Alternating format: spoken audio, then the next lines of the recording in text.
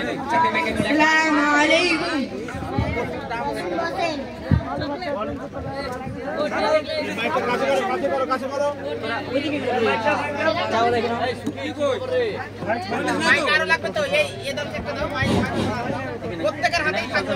আরো দু একটা দাও।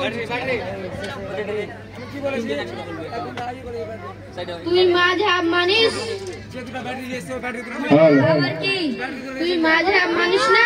তোর তো নামাজ হয় না কেন মুফতি সাহেব? তাহলে হাদিসেরা আমাদের সাথে তর্ক করে না। আজ তোর সাথে আজকে তর্ক করব, কেন তোর নামাজ হয় না? মুফতি সাহেব, আমি তো দ্বীন ইসলাম বেশি বুঝি না, তবে শাইখদের কাছ থেকে এতটুকু শিখেছি যে আল্লাহ ও তার রাসূল সাল্লাল্লাহু আলাইহি সাল্লাম এর নির্দেশ দেখানো ছাড়া অন্য কিছুই মানা যাবে না। আপনারা আমাকে দয়া করে আল কোরআন ও সহিহ হাদিসের মাধ্যমে বুঝান কেন আমার নামাজ হয় না। ঠিক আছে, তাহলে তুই এবার বল, নামাজে আমি জোরে বলা লাগবে না আস্তে? মুফতি সাহেব, আমার নবী সাল্লাল্লাহু আলাইহি সাল্লাম তো দ্বীন পূর্ণাঙ্গ এনেছেন, আধা আনেননি। তাহলে নামাজের মাঝামাঝি থেকে কেন? শুরু থেকে বলুন, একেবারে উজু থেকে বলুন। বলুন তো, উজুর ফরজ কয়টি? হানাফি মাযহাবের মধ্যে তো 4টি। কে বললো 4টি? শাফি মাযহাবে উজুর ফরজ 7টি। আপনি জানেন না?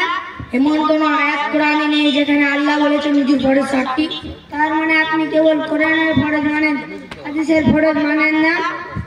মুফতি সাহেব, আপনারা আগেই সিদ্ধান্ত নিয়ে বলেন কোন মাযহাব সঠিক। সব মাযহাবই সঠিক।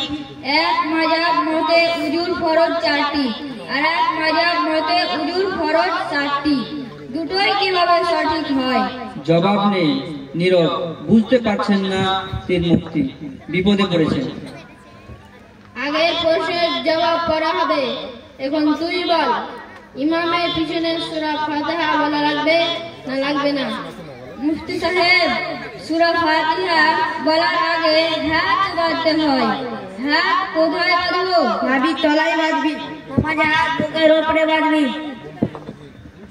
আপনাদের ফতোয়া ভুল, নামাজে হাত ছেড়ে রাখতে হয়, বাঁধতে হবে না। মুফতি সাহেব, মাযহাব দিয়া তিনজন মিলে কি সমাধান দিলেন? কিছুই বুঝলাম না। এক এক মাযহাবে এক এক বিধান। ইসলাম কি 4 ভাবে নাযিল হয়েছিল? অবস্থা বেগতিক দেখে এখন আমরা যাই, পরে তোর সমাধান দেব। এভাবে গেলে তো হবে না। মাযহাব দিয়ে সকল সমস্যার সমাধান করবেন বলে মসজিদে গেঞ্জাম লাগান। আপন ভাইয়ের মাঝে দোয়া দিয়ে হাদিস মানতে বাধলেন, আপন ভাইয়ের সাথে ভাইকে লাগ দিবেন।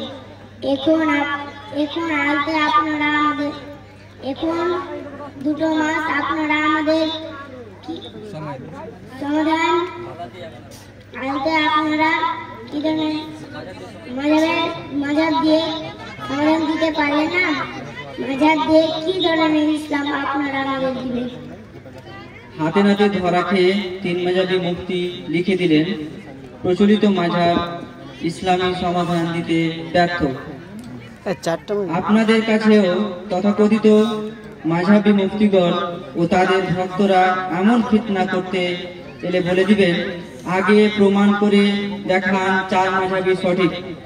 যদি উত্তর দিতে না পারেন, 80% বেনামাজিকে দাওয়াত ও তালিম না দিয়ে 20% নামাজির পেছনে লাগেন কেন? আসসালামু আলাইকুম।